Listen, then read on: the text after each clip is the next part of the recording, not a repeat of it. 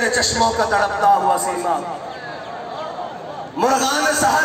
تیری فضاؤں میں ہے بہتاب، اے وادی لولاب اور گر صاحب ہنگامہ نہ ہو ممبر و محراب۔ اقبال کہندہ ایتھے جتے میں کھڑا کہندہ جے اتھو شولے نہ نکل دے اور تے جناب چنگاریاں تے آتش نہ نکل دی ہوئے تے کہندہ گر صاحب ہنگامہ نہ ہو ممبر و محراب، دی بندہ مومن کے لیے موت ہے یا خواب، اے وادی لولاب۔ بس اتنی بات ہے، حضور دین دی طرف آ جاؤ، ساڑی نہیں مندے اقبال دی من لو، ساڑی نہیں مندے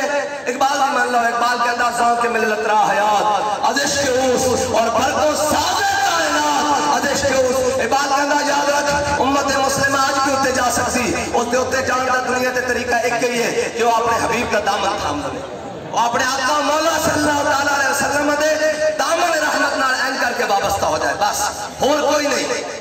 اور آخر اقبال ساری دنیا نو پیغام دینے ہویا گیا کہندہ مجھے آہو فغان نیم شب کا پھر کوئی پیام آیا، تھم اے راہ رو کہ شاید پھر کوئی مشکل مقام آیا۔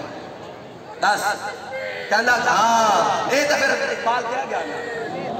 یہ مصرع لکھ دیا کسی شوخ نے محراب مسجد پر، اے لکھے ہویا پڑھنا لیا پڑھ سکتی۔ یہ مصرع لکھ دیا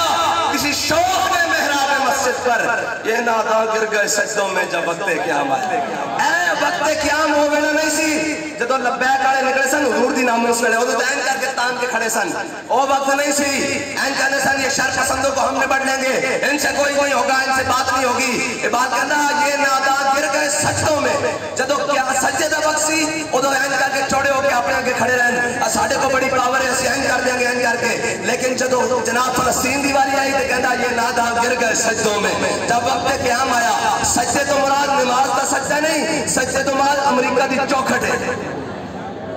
سجدے تو مراد رشیا دی چوکھٹ ہے۔